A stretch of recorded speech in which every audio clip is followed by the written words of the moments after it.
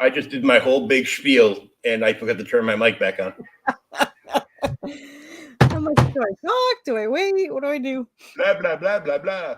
Our guest tonight is Corissa Grant, creator of Worthy Chaos Comics. Hi. How are you? Good. Thanks for having me on. Oh, you're welcome. Thanks for coming on, so I had something to do tonight. Yeah, of course. Yeah, you're like, can you come on Wednesday? Sure. Yeah, it's like I figured, well, technically Wednesdays are new comic days, so that would be a good day to do, a stream with a comic creator. Nice. And then 79 other people decided, hey, Wednesday's a good night to stream. Yeah. Oh, good thing I have lots of podcast followers. They stole your idea. Yes. And I was doing something and I forgot what I was doing. I was sharing the link in the chat. That's right. So tell us how you got on this journey making comic books. So I fell in love with the game Resident Evil 2 back in the 90s. And became obsessed with it. So I started role playing as Claire Redfield online. And I role played Claire Redfield for 15 years. And while I was role playing, I came up with this idea for this angelic weapon that I wanted to do a story about.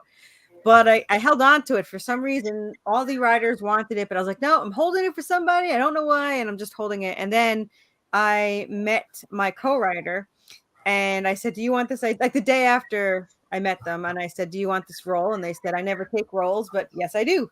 So we just hit it off instantly, and we wrote for 2 years. And by the time we wrote, realized it after 2 years, we already had 11 novels written. Wow. So, yeah, and we're still writing. I handed in a chapter 2 weeks ago, so he just passed the 1 million word mark for the story. It's been about 2.5 years now.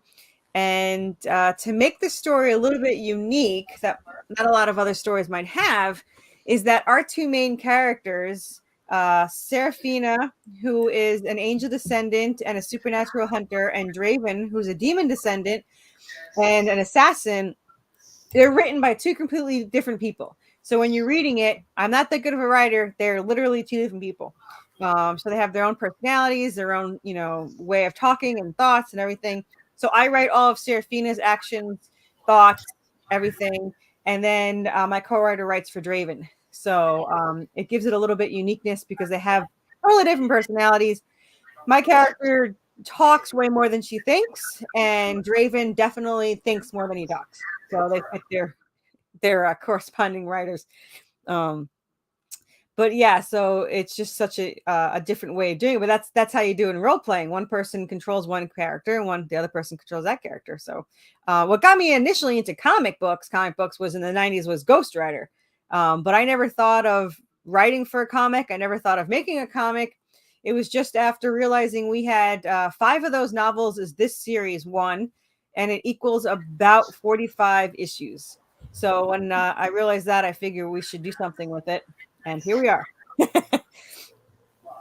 So you got all the bases covered, because if people don't like comics, they can buy the prose novels, and people like myself that get sad, book has no pictures. What am I supposed to do? Well, the nice thing about this is the way my artist draws.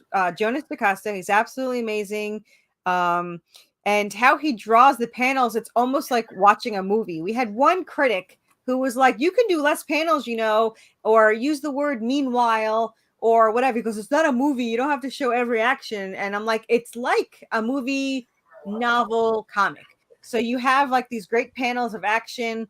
You have the thought process. Like back in the day, comics had thought bubbles, but usually they were exposition or, something that you needed to know. But ours is actually getting in the character's head. It's like when I used to read novels, because I love the movie, so I wanted to read the novel to find out what the characters were thinking when they were going through these certain things. So you get to get in the character's head, especially Draven, who, he's an assassin. He doesn't think that he should be around her and all that stuff. And it's dangerous for her and all this. So he has a lot of internal struggle. And so it's cool to get that kind of, thought process going. And it's mostly an action based comic. It's Buffy the Vampire Slayer meets supernatural in the Silent Hill town in the world of Resident Evil. So you have all of these elements that pretty much is just one exciting long stream of action. So it's Seraphina and Draven, and they're trying to survive against an enemy they don't even know is there. Both their fathers, the demon and angel, are after Seraphina because she was created from an angelic weapon that has the power of souls. They don't realize they have this weapon. They think it's a keychain, and it's just something she's had since she was little, and she doesn't even know where it came from. So these two fathers are after this weapon because if they get the power of souls, they could tip the scale of the war in either heaven or hell's favor. There is other reasons why they want it, and Seraphina's father hints at it, but you won't find out for a very long time. So the start of this, so we have two stories. This is the redemption. The spinoff is a little bit more unique. They're both unique, but it's a little bit different. So this starts off with a flashback of Seraphina having a dream of when she was a teenager and they were going to run away together. And right before they can run away, her brother was possessed by a demon and killed her parents and went after her. So she jumped out. She called Draven to tell him not to come to the house, which is exactly what he did. He came in the front door. She jumped out the back window, and he slipped on her blood and called her name. She turned around and got hit by a car and was in a coma for months, and he got arrested for her murder. So for 10 years, they each thought the other one was dead. She became a supernatural hunter to get revenge on her brother for taking Draven, and Draven felt completely heartless without her, and so he became an assassin instead of going to jail. And then 10 years later, he got close to her, which sets off when their souls are close. It sets off an alert. The angels and demons found out where they were, and they tricked them into being in a town and then merged that town with hell, because the only way to activate the weapon is for them to be together. So now they're stuck in this town with hellhounds, ghosts, zombies, zombie mermen, Anubis, and vampires, and pretty much anything else you can think of. So that's what they're doing now. Yeah, I spotted Anubis on cover 2, and I was thinking, wow, like this demon dog isn't like Ghostbusters stuff. It's like, and then you're like, yeah, I started playing this game back in the 90s, and I'm like, it all makes sense now. Yeah. So a couple people got upset saying Anubis isn't bad. He is not bad. I will tell you that if you look closely in issue 3 to her father's belt, he actually has an anklet, and the anklet it controls Anubis by. So Anubis is being controlled. He's not really bad, and eventually he does try to fight off the remote control. But for now, he's just an obedient puppy that listens to whatever he's being told, and he doesn't really have much of a choice. So, and we learned a lot about that in issue 7. Now our Kickstarters are every other month mostly, except for at the end of the year. So this one is only until this Monday, so it's only 4 days left. But 24 hours after we end, we go into pre-launch, and then we have issue 6, which is already done, and that'll be released August 15th campaign, and issue 7's halfway done, and that'll be released October 3rd with the graphic novel. So we're always on Kickstarter, either live or in pre-launch. Very good. Also, the best way to find it, because I know you sent a link, but if it's after the time or before the time, whatever, the easiest way to find it is to search Worthy Chaos, because we're the only thing that pops up. Don't search for Redemption. There's like a ridiculous amount of them. But search Worthy Chaos, and where all that pops up. So if you don't have a live campaign, you can see the pre-launch or past launches and stuff like that. So yeah. And just search for the highest number. Well, we only have 4. This is our official 4. Really, there's only been 3 major campaigns. The first one was a soft opening for a different artist that I originally had, They stole $3,000 from me, and I tried to fix it with $2,000, but it didn't work out. It was okay book. Even the comic book store said it's a pretty good art, but it wasn't what I wanted. So when I finally found this artist, he actually redid one. So he's now has done 1 through 3. Well, I mean 1 through whatever the hell we're on, 7. And then you took her keychain and did something unspeakable to the guy that. Yeah. I have a lot of resentment towards it, and because it's still on my credit card, but I also am thankful for it, because if they hadn't screwed up, I don't think I'd be where I am. They were slower, they weren't as good, they weren't as professional, they were not panel like Jonas DeCosta is a master of panels, and the other one would just do, if I say 3 panels, there's 3. If I say 5 panels, there's 5, there's 4, there's just 4 exact panels. But Jonas takes my 3 panels and turns them into like 8. He just does this whole thing, and he's amazing at it. And I'm very lucky to have him, because I'd be completely lost without him. This is his first paid job, and he loves the story. He's not just a paid artist; he's an underpaid artist. But he picked his price, and I'm hoping to raise it. I'm hoping to get popular enough that I could actually pay him more, because he deserves way more than he's getting. And I'm hoping to make it worth his while eventually. So we're kind of growing with it together. Every book he does, he gets, better and better. So since what the thought process was creating this, where all the ideas came from, like the different shows like this and everything, are you putting any Easter eggs in? Yes. Actually, every issue has an Easter egg. Either Resident Evil, Supernatural, a classic horror movie. We have Nightmare on Elm Street. We have Urban Legends. We have Saws in there. Each issue has at least one. And when the graphic novel comes out, whoever lists all of them and posts it first on social media will get a free 3D printed Anubis that we have. So the hunt is on. There are also little things that people can see that they might have missed. Like, for example, it was half a joke, but when you watch a movie and the actor or actress, whatever, turns on the TV, it automatically tells them exactly where they need to go or exactly what they need to know. Mm-hmm. Exposition galore. Well, I had her wake up, turn on the TV, and that's exactly what happened. However, if you look closely to the back of the TV, it's not plugged in. The angel outside the window is controlling the TV, and they hint at it is on the next page where he says, "You're already going there anyway." And she says, "How does he know where I'm going?" So there's little hints like that. You see when she crashes her bike, which is a hint towards, Silent Hill, and she's walking towards the town. If you look at the ground behind her feet, you can see a crack forming. It's her entering the town that sets off the town being separated from everything. So there's little things like that you can see in the background, and we like to have a lot of little details that people might not notice. And I don't know if you missed the Easter egg in issue 1 is the crocodile in the sewer on the first page that they're seen together. So there's that one. I was actually not looking for any Easter eggs, and I kind of blew through them because it's the book's such a fast read because it's all action. Yeah. It doesn't really slow down, but there's still a great deal of character development, especially issue 5. Mm-hmm. They actually get 3 pages to talk. And they get a little bonding there where they finally, each one is unsure about the other one. I mean, she feels like a burden because ever since she was a kid, she's had bad luck. It's because of her angelic blood. It attracts everything evil or negative or whatever.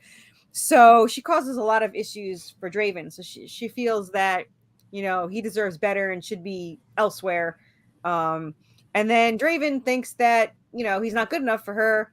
So he's got these doubts. So they're not, the issues aren't resolved, but they at least admitted that they want to be in the same place at the same time, sort of. So you do get that kind of bonding and all that fun stuff there. So they sound like a couple of normal teenage / 20 somethings. Yeah.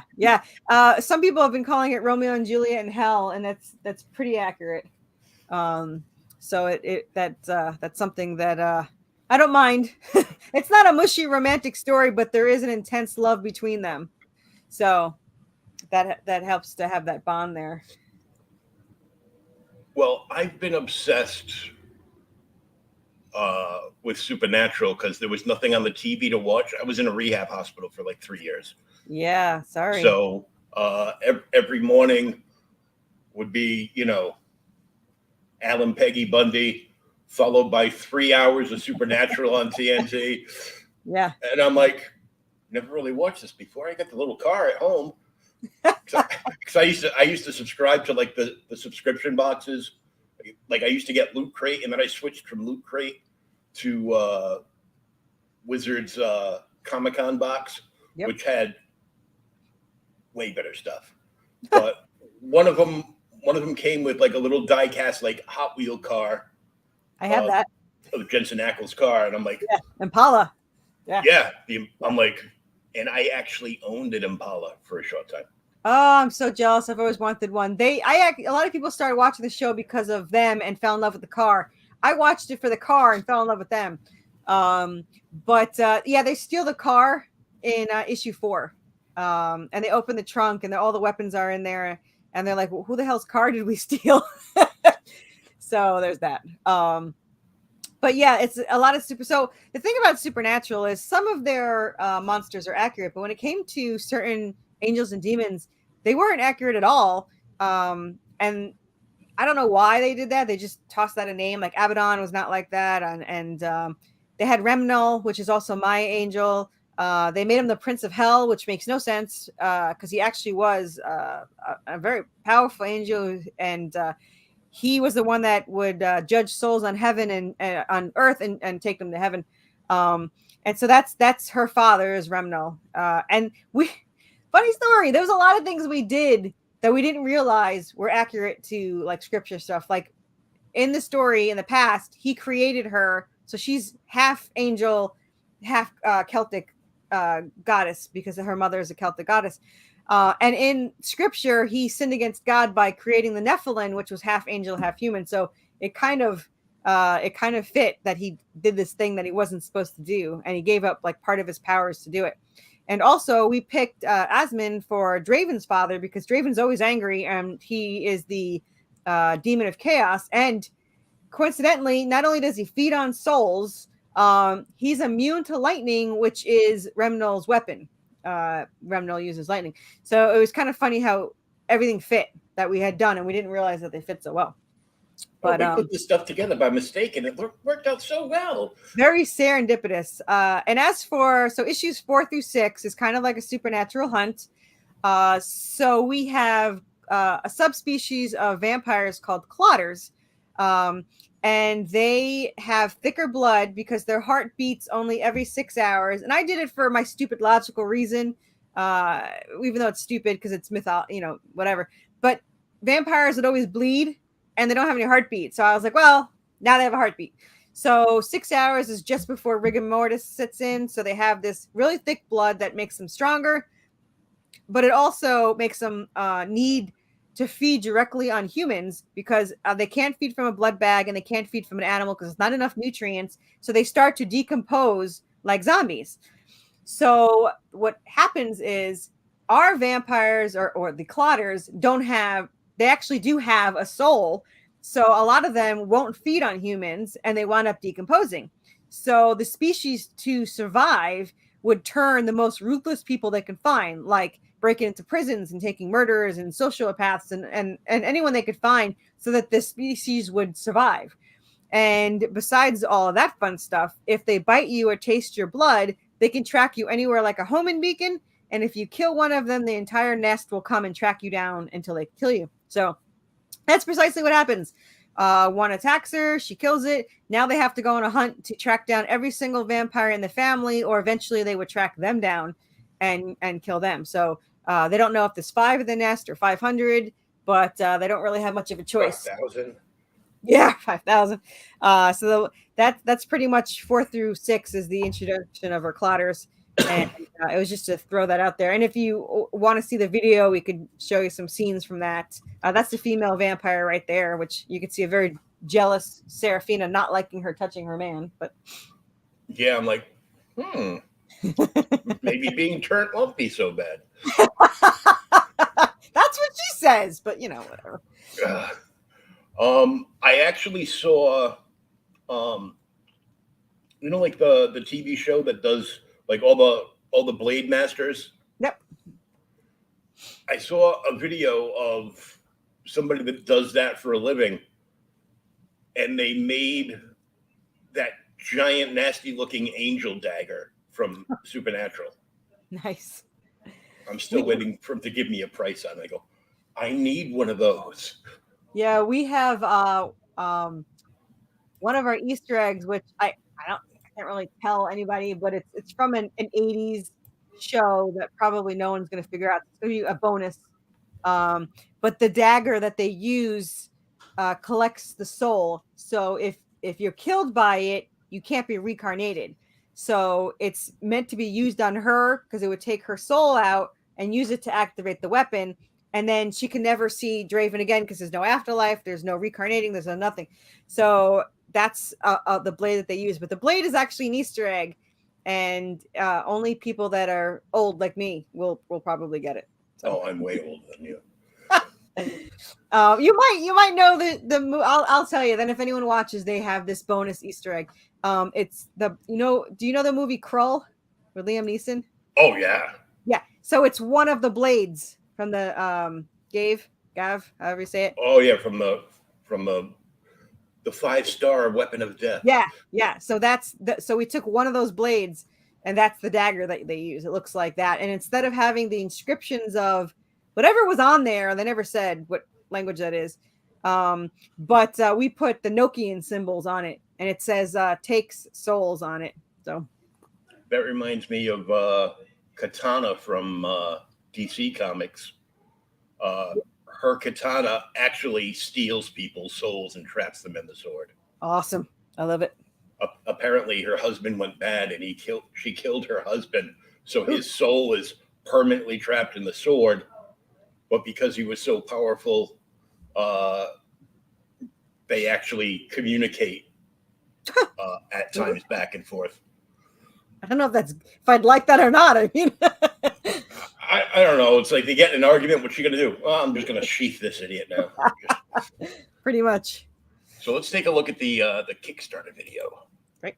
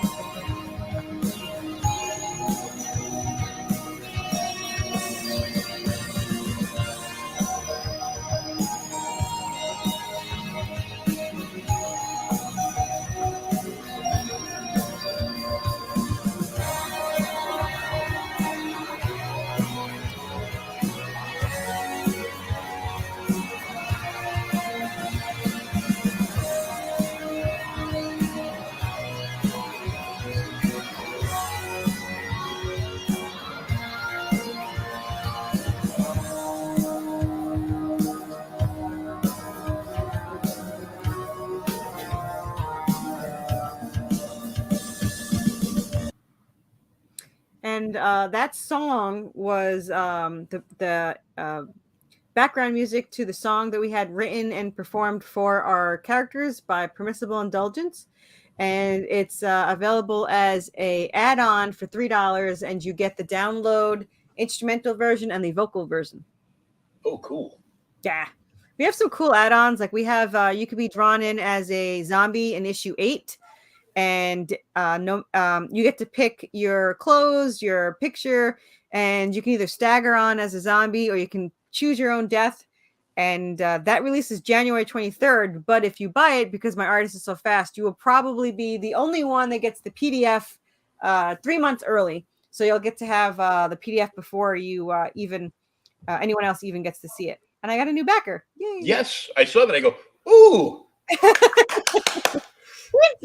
Yeah. I always get scared that like while I'm on here, like someone will back out, and then I'd be like, well, that's depressing. But yeah. Oh yeah. It happens.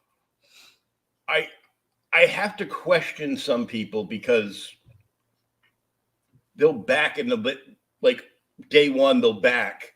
Yeah. And they'll back like a big tier. Yep. And then like, a week or two later, just before they're about to pass their goal, they're like, no. Yeah, it's see, that's the only thing I hate about Kickstarter, because I think it says back it if you believe in it. So if you really believe in it, you shouldn't be able to back out of it. But even if they left that in, the only thing that truly upsets me about Kickstarter is it doesn't take the funds out right away. And not only does everyone believe they do, so I have people saying, oh, I get paid next week, so I'm waiting till next week. I'm like, they don't take it out for like 3 weeks. But they also, I have so many non-payments, or everyone has so many non-payments at the end, and there's nothing you can do about it. My first campaign, I lost $400 because they bought all the plushies and then they didn't pay. And then the last campaign was $300. So at least it's going in the right direction. And they didn't pay. So I just don't know why they don't just take the money out right away. And then if it doesn't fund, you refund it. Like, it's not really an issue, but. Yeah, that's the Indiegogo thing. Take the money out right away. Yeah, and Fund My Comic does too, right? They can. There's a few different ways you can set it up. They'll usually, I don't know how Luke does it, but you can ask him. Well, I do know there's an Eastland option, because someone just told me that they actually get paid right away. So, yeah. But I know like there might be different options. I don't know about that, but I am going to be on there. My graphic novel is going to be on there in November.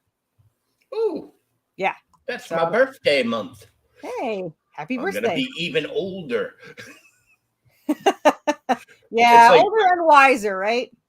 Well, older.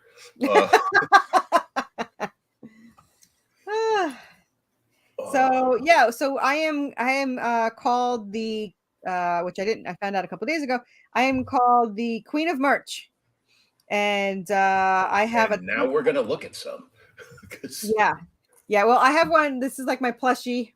This is my Anubis plushie. He comes with his own little staff that he actually can hold. So he's got that. Okay, and there, I hope my daughter's not watching this. She's got like these are all handmade. Yeah, these are all handmade, and there was a limited edition 8, and there's 2 left.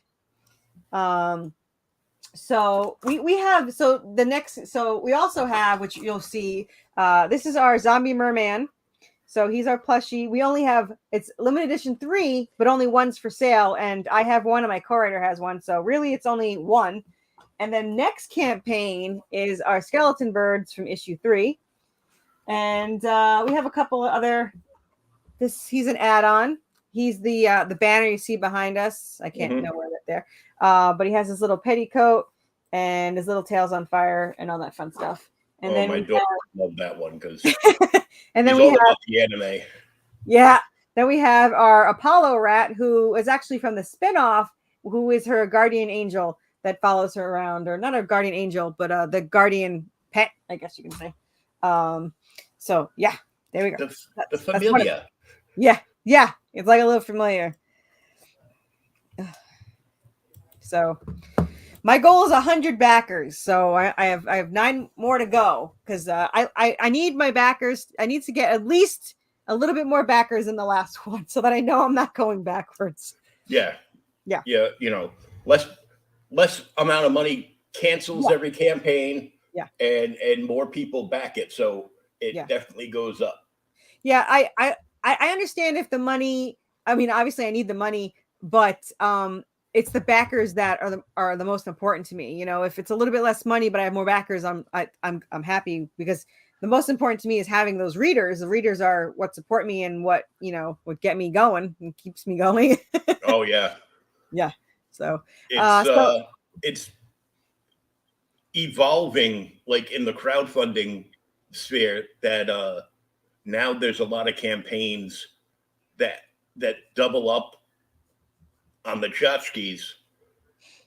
They do one by money and another by backers. Yeah, nice. Yeah. We're going to do something special for, if we get to 100 backers. Rich Parati, I don't know if you know him, but yeah, I know Rich. Yeah, he was, he's an artist. He worked on New Mutants, Iron Man, Spider-Man, and Deadpool. And he is offering to do a 11 by 17 pencil commission. He probably ink it, but I'm saying pencil because just in case. Pencil commission of anything you want, and he'll draw it live on the air. For one lucky person, if we get to 100 backers. And you can be a physical backer, or you can be a digital backer. So anyone is, eligible for that. Thank you. There you go. Yeah. Every once in a while, the right word comes to my brain. Yeah. As a writer, I should get those words, but I'm dyslexic and nothing ever pops in. I'm really lucky because I'm dyslexic, and somehow I have these really big words in my head, but I can't spell any of them. So I have a thesaurus in there too. So I have to dumb down my own writing. Fortunately, though, now they have, Google, and I can Google the word I want, and I can find other words that mean it. And I can find that word that I can't say enough to my phone to recognize what I'm trying to spell. I was so bad when I was a kid, my parents gave me a spell checker and it wouldn't figure out what I wanted. Words getting better, but Google is my friend. And then my phone. If I can pronounce it, which is very rare, but if I can pronounce it, I talk it into my phone, and then they tell me. It makes some things easier, but don't be fooled. Google is no one's friend. Oh, I know. Trust me, it's a spy. I was given the entry-level program for Grammarly. Oh, I've used that, yeah. Because I was writing reviews and articles for a pop culture site, and they're like, you should probably do just a podcast, because I can't figure out what any of these words are supposed to be. Because there's like 78 extra letters in this one paragraph. And I'm like, oh, yeah. Goes, here, take this, and then use this at the end. It'll highlight everything. And it's kind of got like a built-in thesaurus around it and everything else. So yeah. Like, yes. Yeah. Anyway, this is one of the, I don't know why they're out of order, but this is the variant A. I don't say names because I'm dyslexic, but if you look under the thing, it says Fernando, and he's amazing, but I can't pronounce his last name. I'm sure I could, but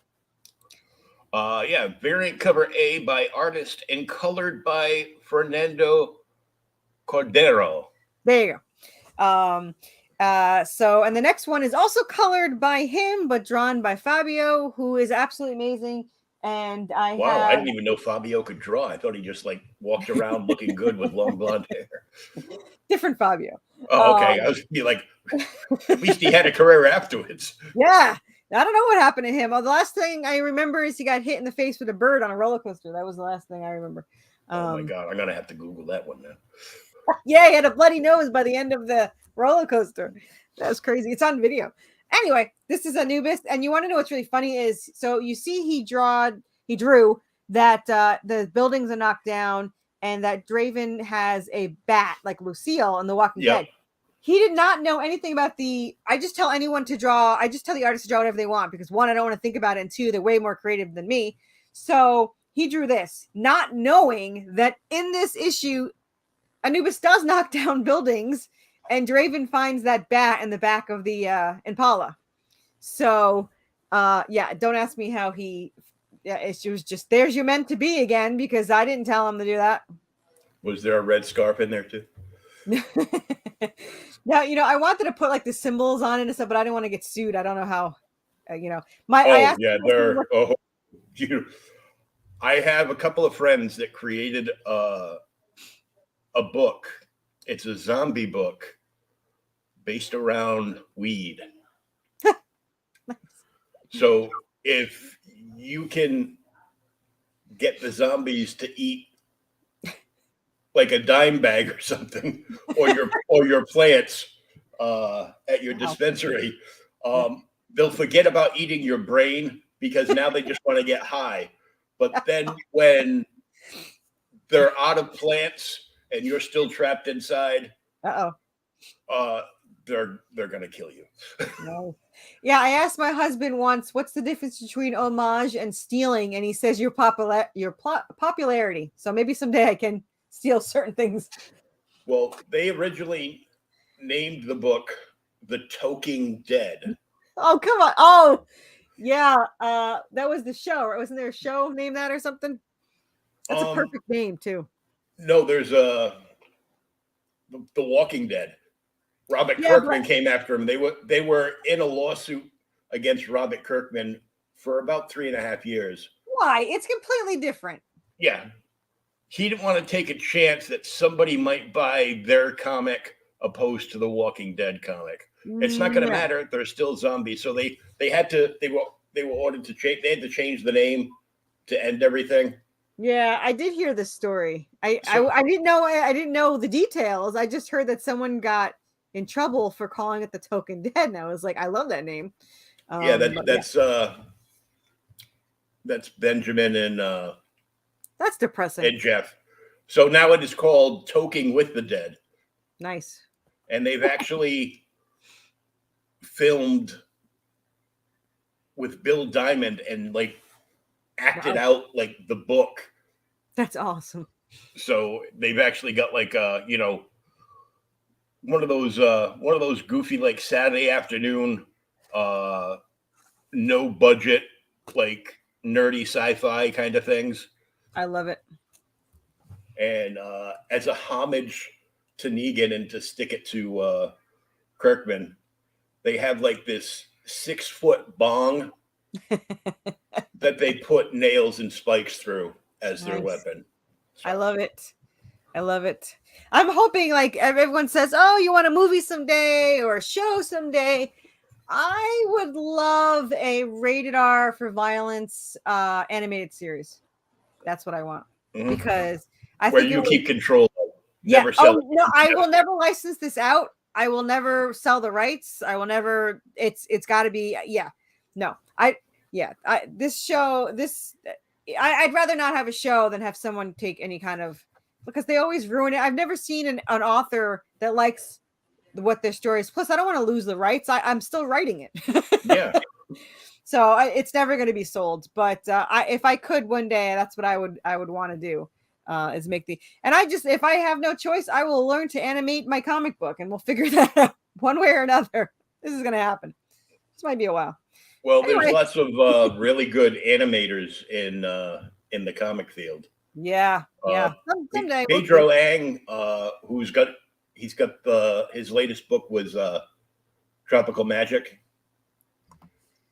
Yeah. And he does a show with Matt, Gingy Gingerton, and the Gingy and Pedro show.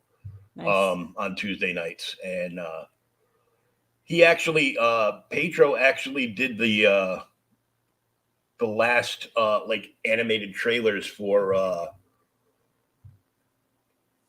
Artie Bear for Black and White, his graphic novel series. Nice. So he actually teaches animation to people too. If I had the audacity, I think I could do something like that. And just start making my own cartoons. Yeah. These are the internal pages. I love Draven jumping out of the quote unquote Walmart window. Who has not wanted to jump out of the Right? Walmart window, or at least put somebody else through it? Yeah, that's more likely. And that's what seals her fate, chopping off the head. Mm-hmm. The best way to kill these clotters are fire, but it takes too long. So chopping off the head is the number one best way to do that. I guess I would be known as a clotter because I'm on Eliquis for life.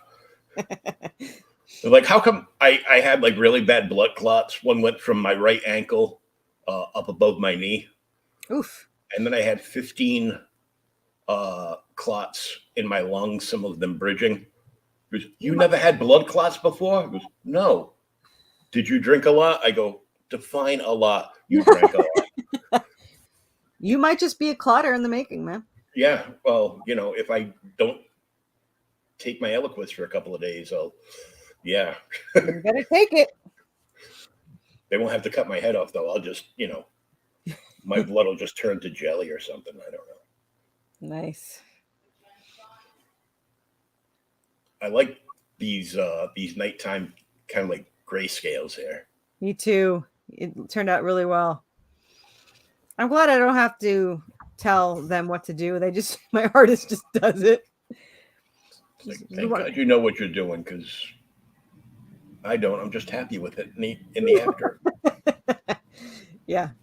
And this is so in the last issue, Anubis unknowingly played fetch with a hellhound that got kicked. He used to be the leader of the hellhound pack, and he got kicked out when the father, Draven's father, beat him to take control of the herd, or the pack. So this now hellhound follows Anubis around with a stick in his mouth, wanting to play fetch. So that's pretty much throughout the series. You're just gonna see this, and eventually they're gonna use it against him because Anubis gets attached to him. So, but he just looks so cute there, holding the stick in his mouth.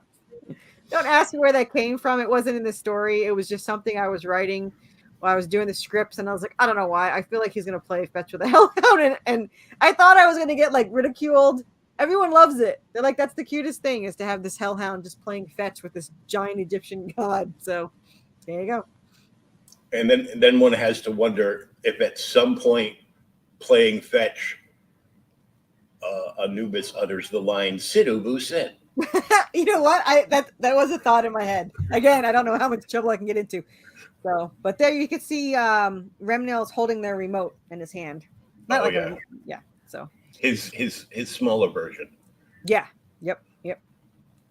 So if you scroll down, you could see it was so in my last campaign, I did not have any pictures from past issues, like an idiot. So I thought I should probably add some. I was surprised so many people did the catch-up tier last time because, like I said, I had no previous pictures. And this time I have about 40 new people out of 90. So yeah. That's definite growth right there. Yeah. I was really surprised, and I'm actually I was very touched that a lot of people invested in the catch-up tier because, unlike others, I do have issue 1 available for those that don't want to commit. So it's very touching that people would risk and gamble that money to get them. I am, they're really great issues, and I get them out really quick. Last campaign I got them out 4 days before I even got any money from Kickstarter. So wow. I pay extra to get the issues shipped in 6 days, and then I got them on a Friday. I shipped them all out on a Saturday and got paid on Tuesday. So half the people already got theirs by the time I got paid. But that's what credit cards are for, right? Yeah.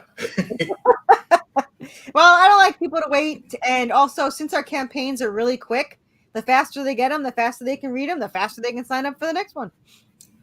There's that, and the fact that once you have a track record of really good fulfillment, that spreads around because people, they'll talk, in, Twitter, Facebook, whatever platform they use, God forbid, Reddit. Reddit. And, be like, they'll be talking, I saw this campaign, I saw that campaign. Oh, how's that campaign? I know they got a bunch of books. Fulfillment's awesome. Yeah. Yeah. I mean, get the that's what you same. I get want. the same thing. Like, a few days turnaround with 656 comics that are on both sides of the Mexican border. Some of the guys actually live in Mexico, and the other guys just live over the border in Southern Cal. Yeah. I Yeah. ordered their last book. I pledged because I didn't even know what was going on until I saw one of their streams the night before. He goes, "This is being closed out tomorrow." So the following day, I ordered it, and I had it in my hands in 3 days. Yeah, good. That's how it should be. My only concern is that I've been told by a lot of creators that every other month is too soon and people can't afford it. But I mean, if someone has to skip, you can get it the next campaign, and hopefully it's a cycle that just keeps going. And I like to be consistent. I mean, it's costing me a fortune to do every other month, but I want people to know that you're going to get this comic book. It's going to get done. You're not investing and then I'm going to disappear. There's 45 issues that are already written, and I want to see them made. And I've been told by, publishers that'll never happen. They're like, oh, no one's going to stick around for 45 issues. But I am fighting to prove them wrong. So we'll see. Well, they stuck around for over 1,000 issues of Batman and Superman. So, That's what I said. Not that I'm comparing myself to them. I'm just saying they have it. So. Yeah. It's been done. Yeah. Relax. Yep. Yeah, the publishers are like, we won't even look at your proposal because you have more than 3 issues. I was like, they're like, nobody buys after 3 issues. In fact, 2, they buy less than 1, and then even less on 3. So there's no point. I was like, then you have the wrong stories. I was like, fine, I'll do it myself. It's like you have the wrong fan base because the biggest problem with indie comics isn't the whole crowdfunder thing. It's the fact that you're going to wait 1 to 2 years in between books. Yep. And usually, not all the time, but quite often, if they're too busy working on their book and they don't have enough time to, keep posting on social media or sending out newsletters of what's going on with the title, people lose interest and forget what the hell the book was about in the first place. Yeah, exactly. And then you got to start all over again. So I'm hoping to keep building and keep bringing them in. So and here are the tiers. So for $5, you can get issue 1 or issue 5, which is the current issue. That's how it's always going to be. You can get issue 1 or whatever the current issue is. And then on the back, I say back order, but on the add-ons, you can get any issue PDF. You can get any issue printed. So you can, let's say you just want 1 and 2 because a 2 has Anubis. Like, who wouldn't want 2? You can get PDF 1 and PDF 2, or printed 1 and printed 2, and there you go. You also, for $5, you get the black and white version and the colored version for no particular reason, as it doesn't cost me anymore, and he's got really good black and white. But I will tell you, since our Kickstarter, I just realized I never announced it. We have passed our 4th Kickstarter, fourth stretch goal. So everyone will get 16 other PDFs from amazing creators around the same genre. And so for $5, you can get 17 stories. So there's that. So there's gonna be one you like. Not gonna like that, right? Like, you got nothing to lose here. You're gonna like these stories for $5. Trust me. So yeah. So there's the black and white version, and then the color version. If you go down, there's issue 5. And then the line art versions have become so popular that a lot of campaigns are making a second one that they bundle with the regular one, or that you can get as an add-on, and they sell really well now. Yeah, I'm actually having a coloring book released probably in October, so we'll have that. Ooh. So issue 1 here comes with lots of goodies.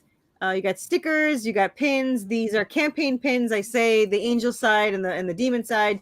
You get the PDF, and you get the rubber die cut 3D keychain. I will say every tier comes with its PDF.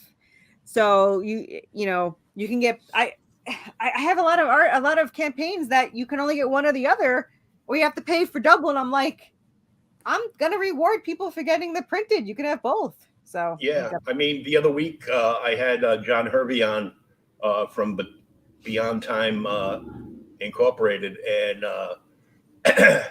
he was wrapping up one campaign while another one, well, two more were getting ready to launch, and there was a digital tier on there that would give you access to his entire catalog, which is, I think, like over 30 books. wow. Digitally, and a year's subscription to a digital comic service Wow. that's got like all indie stuff on it. So I'm like, $30, done deal. Yeah. So this is printed 5. Now, so my books range in page counts. This is the shortest book. It's only got 24 pages, which is the average. That's the average. So it's not short. However, most of them are 28 to 32, with a couple being 36. Yes. And yeah, because what happened is I have a story written out. It's like 90,000 words, and sometimes I want to stop it at certain places. Like issue 7, I believe, is 42 pages, I think, Wow. something like that. So someone's like, you could have just cut it in half and had 2 of them. Yes, I could have, because I don't raise the price, so no one can get mad at me. So someone's like, oh, people don't like that. I'm like, you're getting 12 extra pages. How can you yell at me for that for the same price? Yeah, you're getting more pages. Shut up. As long as I hit the 24, we're good. But I could have cut it in half, but there's no place that's a good cutoff for me. Like I just couldn't be like, oh, in the middle and done. So I'm just like, you know what? Screw it. We've got a lot of issues. Let's just do a double issue, and everyone can just enjoy it.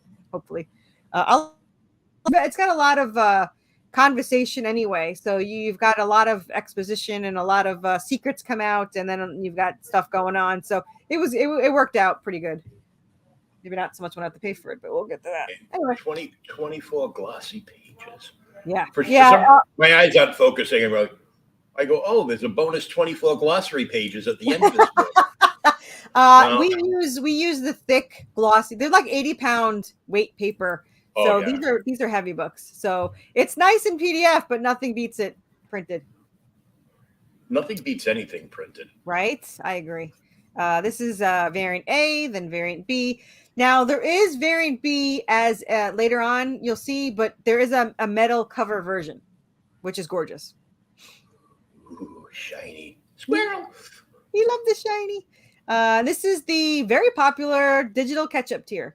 You get 10 PDFs. You get the black and white and the color, and then you get the other 16 free ones. And actually, I lied. You get 17 because one of the stretch goals was a sneak peek. Well, sneak peek being 32 pages, but a sneak peek of the spinoff in black and white. It'll probably be completely redone. This was from an artist that just did it because they owed me a lot of money. But it's just done to show you how the other one starts, and we're hoping to redo it. But it was a stretch goal, and we passed it, so everyone gets it. And if you're listening to this, now you know why a little sneak peek is 32 pages. Because there's 5 full novels like this. Yeah, there's a lot. There's a million words, man. I'm telling you. This is all 3 covers signature, and that's 45. Comes with the PDF. It comes with the glossy pages, some glossy prints, stickers, trading cards, and randomly selected. And I did that because I bought a certain amount, and I don't know how many I need. So there you go. And then this is the most popular. This is the catch-up tier. And it has all 5 issues printed, all 5 PDF, well, 10 PDFs, but all the PDFs, all the printed. You get the buttons, the keychain, the sticker, glossy prints, glossy trading cards, and the keychain and everything. So that is the most popular tier. I think there's like, I don't know, there's a bunch. But and most crowdfunders, that's pretty much the price of the book, the main book on the crowdfunder, not the entire, catch-up tier. Yeah, this it cost me $5 to print each one. So I don't make a lot, but I just want to get the story out there. So as long as I could pay my artist, I'm happy. That's what I need, is to pay my artist, because I just want to keep making these. That's my goal. And pay your artist and the credit card. And the credit card, yes. So you can keep printing, yes. Yeah, that helps. So this is the one and only zombie merman that'll be for sale. And that's my lovely hand modeling job you see there. Oh, nice. Yeah, it's nice. I didn't know that was there, but it's there. The next one is the Anubis. There is 2 left. There was 4. Well, there was originally 8, and now there's 2. So there's 2 left, never to be done again. All handmade, 3D printed staff. I'm hoping next year sometime to get commercially released ones, so it's like a 10th the cost. But unfortunately, it won't ever be as good as the handmade ones. These are so well done, and they're large, as you can see, and they're soft, and I adore them. So I this is my emotional support Anubis, so he's never being sold. So yeah, he comes with an Ankh double-edged battle axe and yes. And metal, that one comes with metal bookmarks and glossy card, all the fun stuff. Yeah. Oh, nice. The next one is the metal tier, which comes with 4 metal trading cards, 2 metal bookmarks, 2 floss, 2 not glossy, foil prints, and then of course the PDF. So yeah, good time. And most important, the metal cover. The metal cover, yeah, that helps. It's shiny. So yeah. This is the being drawn as a zombie. It includes the printed regular cover, you being drawn in for at least 2 panels, all the stickers, randomly selected glossy cards, and the glossy prints, metal bookmarks, randomly selected, and then the foil print, and the PDF for it includes the PDF for issue 8 that you'll be in, and you should get that before November. Oh, nice. Yeah. So and I was amazed how much people are beyond in love with seeing their own death in a comic book. My brother, the last one. So I was in 42 interviews the last time, and I never once mentioned this, and it wasn't there at the beginning of the campaign, so nobody knew about it. The last day, I was like, oh, by the way, I have Be Drawn In as a vampire, and 3 people did it on the. My brother was one of them, and he was absolutely thrilled. He wanted his head chopped off. So now the joke is he's going to get his head chopped off in every book. So he gets his head chopped off here. He gets his head chopped off in the next one as a zombie. He gets his head chopped off, or he's going to have no head in book 3. Then in book 4, he's going to be a demon that gets his head chopped off. And then in 5, he's going to be a demon in hell carrying his head around. So I don't know why, but that kind of reminds me of the opening of Lollipop Chainsaw, almost. I was perfectly okay killing my older brother and getting away with it on paper. So yeah, it's like I was going to edit that so it doesn't say on paper. It's like I got away with killing my brother. Yeah. No. Yeah, I've been waiting years to chop his head off.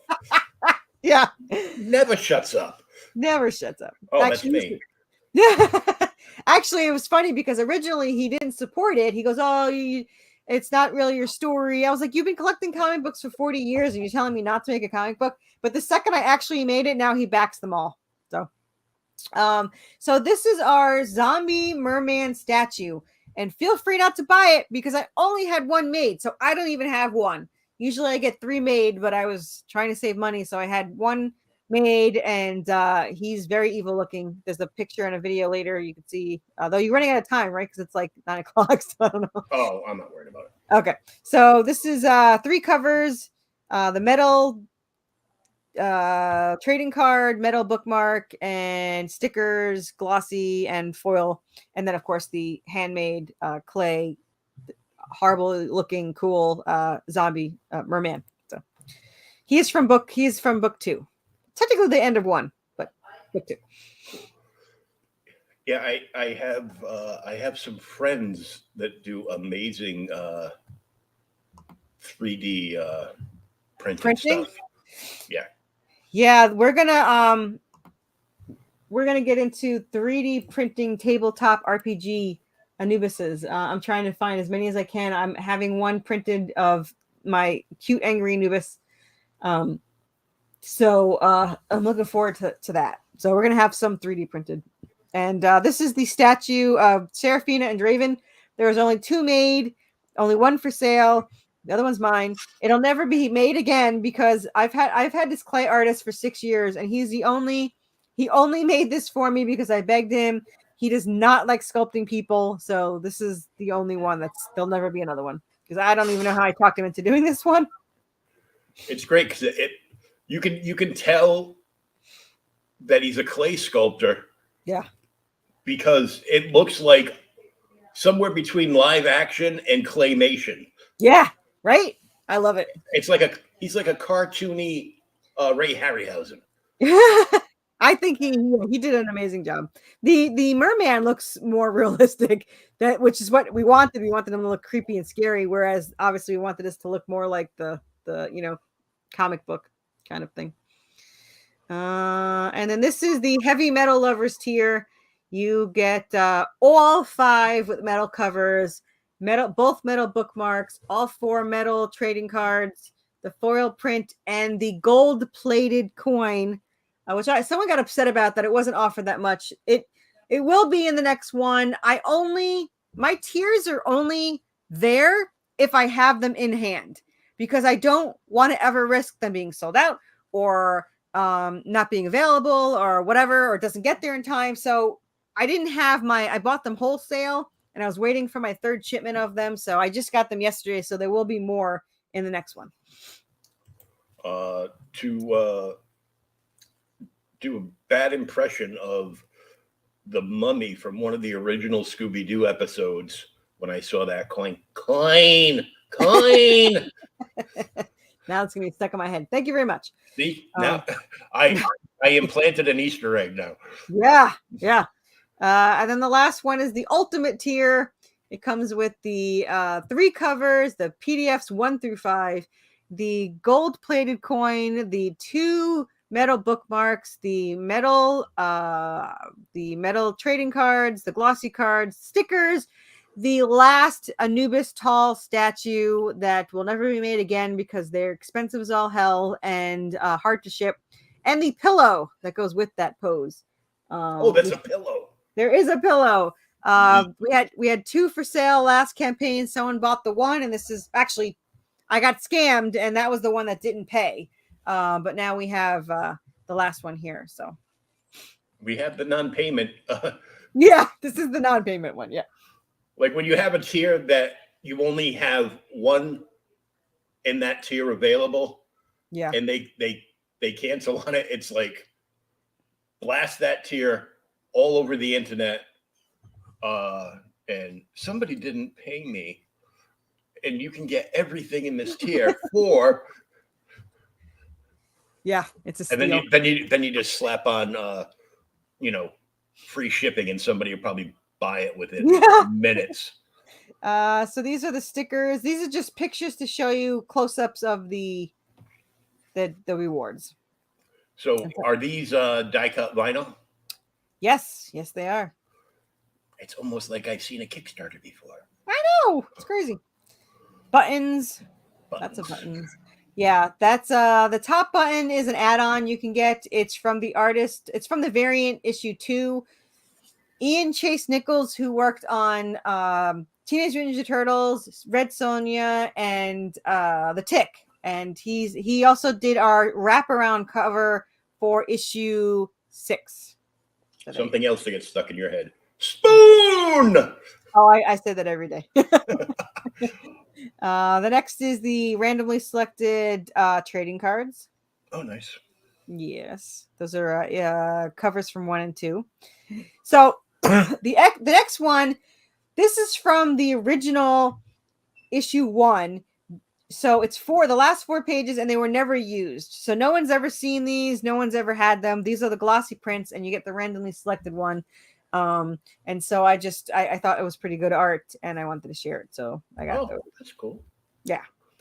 And then the foil. This is the foil from the old cover. The zombies.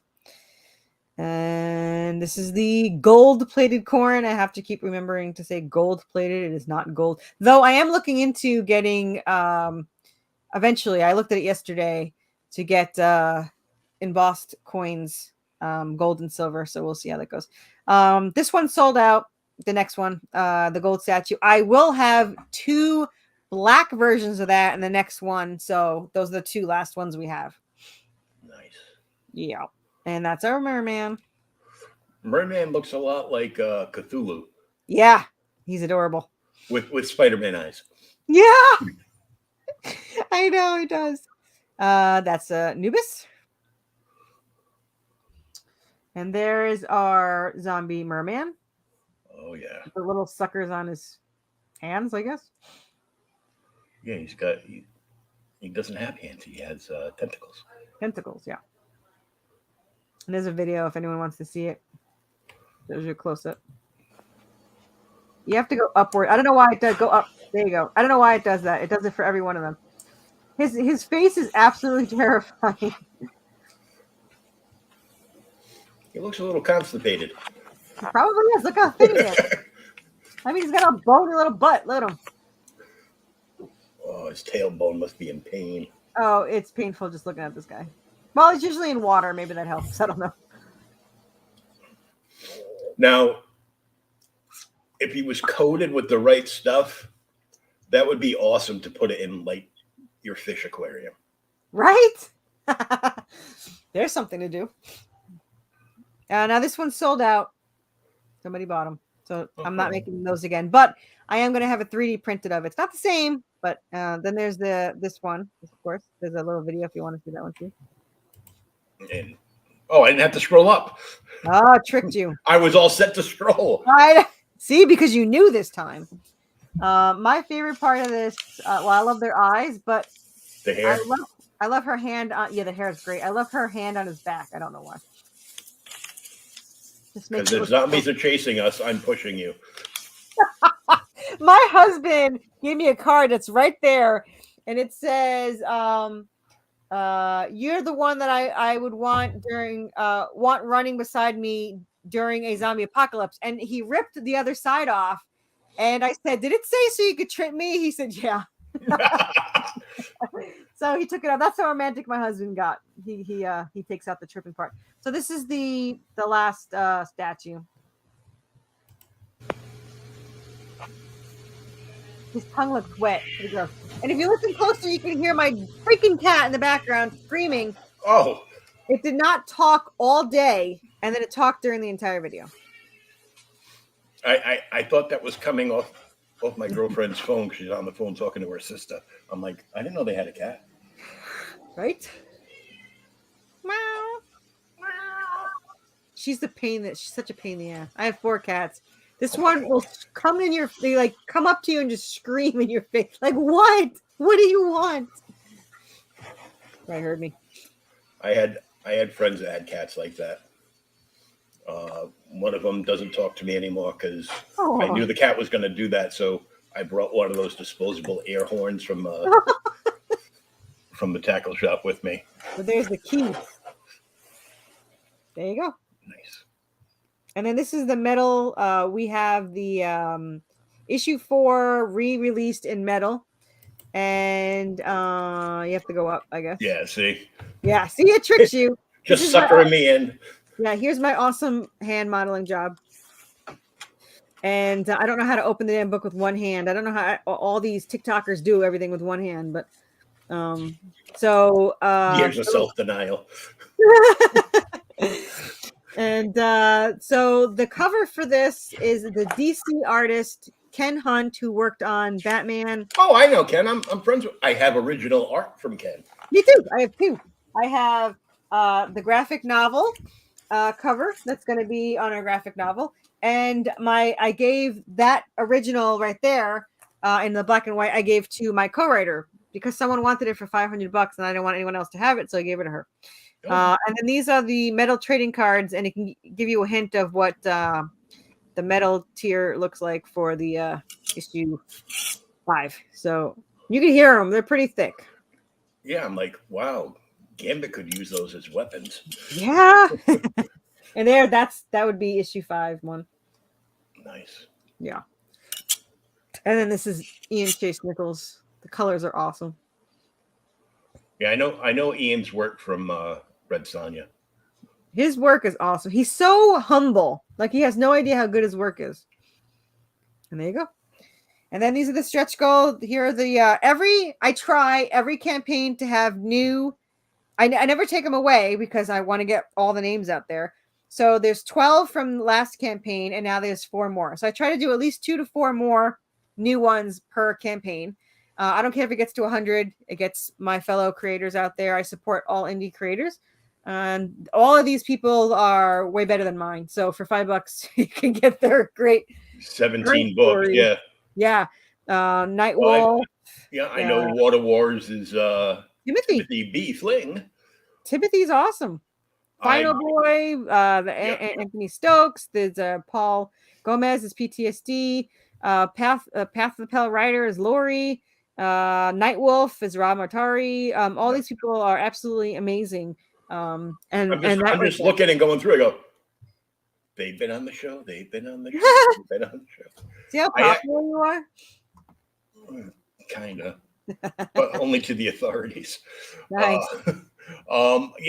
I just backed Tim's Cryptics. Yeah, me too. And I bought all the covers. Nice. I usually never buy all the covers. Yeah. But his price point was there, and then I'm going to get like a laser etched version of one of the covers. Yeah, I have the wood version of. I sold them in the last one. The laser etched wood that actually Timothy told me about. So I have the graphic novel getting done as well. If you want to see the up close, this is Ken Hunt. You can see Croc at the bottom, and you can see all that. He said he wanted to do a movie poster, and I don't know how his wrist didn't fall off, but right now Cece De La Cruz from Lady Death Universe is coloring it, and so I gave her a month to do it. So hopefully it'll get done. So get on it. Yeah, she actually has more time, but just don't tell her. But yeah. Well, she's busy. I mean, and rightly so. I mean, Ken Hunt's the one that told me about her, and so I'm good. So anyway, we got these, and then we've got the next stretch goal is the sticker, and that's all for the physical backers. This is the spin-off. The next one we got already. This is the spin-off, issue 1, Salvation. So in our story, they were separated for 10 years, and we did a what if. What if they ran away before the parents were murdered? And now they're 2 teenagers on the run without supernatural knowledge, without skills of fighting, without assassin fightings, and they have no idea that supernatural stuff even exists. So it made an incredibly unique story with all the same characters in a completely different environment with different plot and all that stuff. So it actually it's 5 novels, and I'm hoping to release it someday because it's actually a really good story. Oh, cool. Yeah. And then this is the one we just reached. It is the glossy trading card of the variant cover that everyone's obsessed with. Anubis. It looks the like only time Anubis was bad was in Stargate. Yeah, I forgot about him. And then Night Out will reach this one in 4 days, but this is the $4,000 tier. It's the foil trading card. And if not, next time. Yeah. And then that's it. Oh, that's the story. Yeah. Thanks for showing all that. Oh, very nice. I started going through it last night, and I literally felt like I was scrolling from my birth year. Sorry. I've been told that it's a lot to look through. I'm like, can't they just put a box where you can type in the year you were born? Yeah. You know, when are you getting there? When you get there? I mean, if you see the add-ons, you'd be even more overwhelmed. So I wasn't overwhelmed. I was just like, wow, this is a lot of stuff. It is a lot of stuff. Yeah. There's 20 tiers. Well, now there's 18, I guess, because 2 of them are sold out. So, but yeah, find me on Worthy Chaos on Kickstarter, Worthy Chaos group We have a Worthy Chaos group on Facebook. We have almost 650 members in 5 weeks. On Twitter, we have 5.3 thousand followers at worthy_chaos. And we have a business page. It's great if you want to go like it. But I don't really do much on there. I share other people's work more than I do anything else. You can also add me, Corissa Grant. I will talk to anybody. So, especially new indicators. Yeah. Except that's not my name. So, yeah, don't confuse us. No. Don't confuse us, but it does end in 4 days. It ends Monday the 17th at 4 p.m. Eastern time. But yeah, we're gonna kick off in 4 weeks. So sorry, not sorry. But yeah. And 9 more backers will get the chance to be one of 100 that'll win an original sketch from Rich. Yep. He worked on a lot of cool stuff. And Batman Beyond. He told me I have to remember to say he worked on Batman Beyond and Booster Gold. But I don't know what Booster Gold. What is it? I don't even know. Booster Gold is a thief. He comes from the 23rd century. So in the DC verse, that's where the Legion of Superheroes comes from, which is why I know it so well. He basically broke into a museum, stole a time sphere, aka the TARDIS. He stole a Legionnaire's flight ring, which allows you to fly, and it gives you a shield. Nice. So outside of the sound constructs that Green Lanterns could do, it's the most powerful ring in that universe. And then he came to the 20th century, where he thought he was going to be more popular than Superman. But then, much like NASCAR, he sold rental property on his uniform for sponsorships. He got really rich, and the only reason he knew anything about the 20th century is because he also stole this little flying tiny robot called Skeets. Nice. And the comparison would be Booster Gold is Hong Kong Phooey, and Skeets was Spot, his cat. Nice. Gotta have the cat. So Skeets knows everything, and Booster doesn't. But he stole the suit that he wears. He also stole, and it's got all kinds of weapons built into it. So that sounds very cool.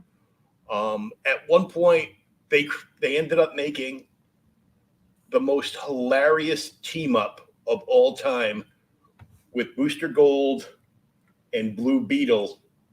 Not the new one, but the original, like Ted Kord Blue Beetle. So the second Blue Beetle with no powers, but he's rich like Bruce Wayne. Gotcha. Being rich is a power, apparently. And it's just hilarious.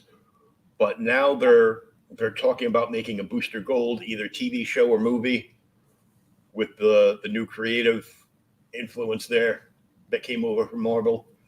So like issue 1 of like Firestorm and Blue Beetle will go in for like $50 a piece now. Wow. 3 months ago, that you could have bought it for like 25 cents. Wow. Damn. It's a good deal. You know, buy my comics. It might be worth money someday. Yep. Buy the metal covers because you can't get them at a better price. That's right. That was the biggest compliment I think I got at my book signing, is that a couple people bought 1 book signed and 1 book to read. And I was like, that's the most optimistic thing anyone's ever said to me. So, because they're going to read the reader copy. Yep. And then bag and board it. And the other one they were probably going to send in to get graded. Yep. That was like the biggest compliment. The second biggest compliment is I found out I'm on 2 or 3 people's pull list at the comic book store. So that was an ego boost. So that's nice. Yeah. I used to have one of those pull lists back in the day. I used to get my comic books put in. It wasn't called that. At least they didn't tell me that. But they put my comics aside every week, and I'd go in and pick them up. And everyone knew me there because back then girls weren't big on collecting comics, so I was cool among the nerds at the shop. So hell yeah. You know, we'd all freeze in our tracks flipping through back issues, and a girl would walk in and be like, and the owner would just be, yeah. please, eyes down. I used to go to anime conventions back in the day, and I was not the only, but I was like one of 3 girls that were surrounded by complete utter nerds. So I would get all the discounts, and I think I went with like 9 guys, and they were always jealous because I'd get like the coolest stuff, like a quarter of the price. Whoops. But anyway, why do I have to pay more? Because you're bothering her. That's why. I miss those days. Oh yeah. So the book I was telling you earlier that I like went all in on was Mavericks from Global Frequency Studios. Oh. Currently, the husband and wife team are on a nice long, possibly second honeymoon vacation in Japan. Damn. I would love to go to Japan if I could be transported there. I don't like being on a plane. No, I will not get on a plane. Yeah. I didn't like the idea of my feet not touching the ground before. Yeah. And now that my girlfriend's got me watching Manifest on Netflix, there's no way in hell I'm getting on a plane. My mom loves my husband, but thought that we shouldn't get married because he loves to fly and hates to drive, and I love to drive and hate to fly. So I said, that's a stupid reason not to marry someone. So what we do is he will fly somewhere and I will drive there and pick him up from the airport. So that's going to be a hell of a taxi bill. Yeah. But it works out. I did go on a plane to Texas, but I did not do well on it. So yeah. But anyway, so that is my Kickstarter. Buy my book. So we need 9 more people and more. I'm not greedy. Just at least 9. I need 9 more. At least 9, so she can give away a free original sketch by Rich Parada. You could watch anything you want. He'll which it sounds like a dangerous statement, but he'll draw it live on the live stream. So, and I've actually got one from backing his first campaign, and because I'm a huge Joker fan, which is how you can find me on Twitter @JokerFan. And he drew 3 different versions of the Joker, like all kind of like together. Nice. So like Cesar Romero, Jack Nicholson, and the dead guy. That's the one. He drew our topless cover. I'm gonna have my first topless cover of a vampire. You will never see poor Serafina topless, but which someone got mad at me, not another fan, but or not another creator. It was just some guy that is whatnot, and he was trying to tell me how to sell comics, and he goes, you need to have your character naked on the cover. I was like, she will never be naked. First of all, there's no nudity. Sorry for anyone who wants to do, there's no nudity. But she's my character. I've been writing her for years. I don't want her naked. I said I have other characters to do that. I have a female vampire. I have a ghost nurse that got killed during sex with a patient, and in book 2, and then in book 3 I have Melissa, who's kind of like Claire Redfield, and then book 4 there's a very sexy demon, which is Draven's ex. So they can be topless or whatever. So he did my topless cover for 6, and then he did our movie type cover for issue 7. So nice. Yeah, so I got those. Anyway. Lots of good stuff. Come check it out. Yes, buy shiny stuff, because there's plenty of shiny stuff. And don't forget, if you're a digital person or you live in Australia, as I like to call the digital versions, the Australian variants, because $70 to ship a book down under. It's a little crazy. Yes. But come check it out for yourselves, and follow her everywhere she gets social with her media, except for the business page. But you can like the business page, especially if you're another creator, because you might actually see yourself on her business page. Yeah, if you are another creator, then definitely I will share your stuff. So you are well. We have like 100 and something followers, or likes, or both, or whatever. But Twitter, I am much more active on Twitter and in the group. So add those two at least. And I'm like, and you have like 6,000 plus people in the Facebook group. No, just 650. We just started. 650. Yeah, there's 5,300 followers on Twitter. Oh, okay. Yeah. And where are their pledges? Yeah, I know. The same 20 people. The algorithm sucks. Probably only 20 people see it. Because the same 20 people are so loyal with retweeting it. I feel guilty all the time whenever I post anything. But I got the blue never check feel mark. guilty. Never feel guilty about free advertisement. Well, I got the blue check mark because you can't actually buy ads without it, and I don't even know if the ads do anything. So who knows? But whatever. Anyway, I'll keep sharing it out, and this will be up on our other platforms. You can follow us on Odyssey, and you can also follow us on Rumble. And if you like to just listen to stuff, go follow us anywhere you like to get a podcast. I mean, you can just listen to me ramble all the time. There's like almost 300 episodes up there. Yeah, I'm a huge rambler. I'm bound to make you fall asleep at some point. So, well, thanks for having me on. I really appreciate it. Well, thank you very much for coming on. This stuff looks terrific. Thank you. I really enjoyed reading the first 2 issues.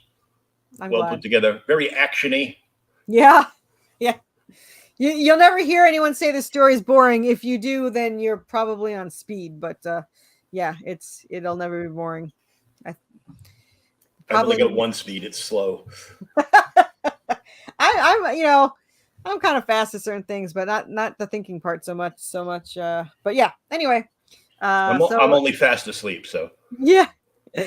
But thanks again. I appreciate it. Thank you, everybody. Have a great night. Go back this book, and we'll catch you next Wednesday for another episode of Creators Outlet. Woohoo!